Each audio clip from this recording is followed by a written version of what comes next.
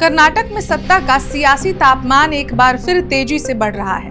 मुख्यमंत्री पद को लेकर उठे पुराने सवाल दोबारा जीवित हो चुके हैं और इस बार आग को हवा दी है खुद मुख्यमंत्री सिद्धारमैया के बेटे यतींद्र के बयान ने। उनके एक छोटे से स्टेटमेंट ने पूरे कर्नाटक की राजनीति में हलचल मचा दी है। यतींद्र ने नेतृत्व को लेकर जो टिप्पणी की वही अब बड़ा विवाद बन चुकी है। विपक्ष तो इस बात पर हमला कर रहा है, लेकिन असली नाराजगी उप मुख्यमंत्री डीके शिवकुमार के समर्थकों में फूट पड़ी है। सोशल मीडिया से लेकर पार्टी दफ्तरों तक डीके शिवकुमार समर्थकों का पारा आसमान पर है। उनका आरोप है कि ये बयान पॉलिटिकल मैसेज है और साफ तौर पर सिद्धारमैया की कुर्सी बचाने की कोशिश भी। लेकिन कहानी यहीं खत्म नहीं होती। आखिर सिद्धारमैया के बेटे ने ऐसा क्या कह दिया है कि कर्नाटक की राजनीति में भूचाल आ गया है। नमस्कार, मेरा नाम है ऋचा और आप देख रहे हैं वन इंडिया हिंदी। कर्नाटक में 2023 के विधानसभा चुनाव के बाद ही कहा जा रहा था कि कांग्रेस के अंदर दो खेमों की खींचतान कभी भी फट सकती है। एक तरफ सिद्धारमैया गुट और दूसरी तरफ डीके शिवकुमार का समर्थक वर्ग।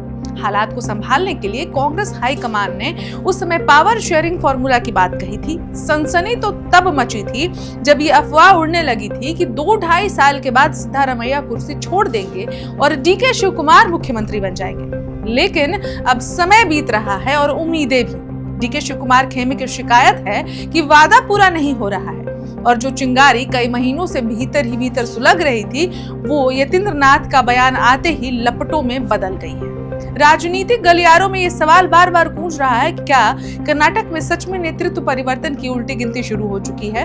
क्या कांग्रेस के अंदरूनी मतभेद अब खुलकर सामने आने वाले हैं? सिद्धारमैया के समर्थक साफ कह रहे हैं सरकार शानदार काम कर रही है, सीएम बदलने की कोई जरूरत नहीं।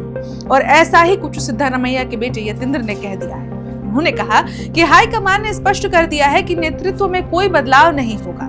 जहां एक तरफ शिवकुमार और उनके समर्थक बदलाव के आदेश की उम्मीद कर रहे थे, उस बीच इस बयान ने खलबली मचा दी है। उसके बाद डीके शिवकुमार के समर्थक दावा कर रहे हैं कि कर्नाटक की कमान देने का वादा हुआ था, अब वक्त आ गया है। इस पूरी जंग में कांग्रेस हाईकमान गहरे दबाव में है। राहुल गांधी और मल्लिकार्जुन खड़गे पर भारी जिम्मेदारी है। अगर उन्होंने समय पर हस्तक्षेप नहीं किया तो दक्षिण भारत में कांग्रेस की सबसे मजबूत सरकार आंतरिक कलह की वजह से कमजोर पड़ सकती है। राजनीतिक जानकार कह रहे हैं कि कर्नाटक की सबसे बड़ी चुनौती बीजेपी नहीं बल्कि कांग्रेस का अंदरूनी संघर्ष है। और अब जब यतींद्र का बयान फिर से आग भड़का चुका है, सवाल उठ रहा है क्या 2024 के लोकसभा चुनाव में खराब प्रदर्शन के बाद कांग्रेस एक और आंतरिक झटके के लिए तैयार है? सियासत में कुछ भी स्थायी नहीं होता। आज कुर्सी जिसके पास है, कल वो कुर्सी किसी और की हो सकती है। कर्नाटक की राजनीति में वही हो रहा है। एक तरफ सत्ता बचाने की कोशिशें, दूसरी तरफ सत्ता पाने की बेचैनी। और अगर हाईकमान ने अभी भी चुप्पी साधे रखी तो आने वाले महीनों में संघर्ष और भी तेज और नाटकीय रूप ले सकता है। कर्नाटक में मुख्यमंत्री की कुर्सी की यह जंग अभी खत्म नहीं बल्कि अब शुरू हुई है असली लड़ाई। इस खबर में इतना ही। अपडेट्स के लिए देखते रहें one India Hindi. Subscribe to One India and never miss an update.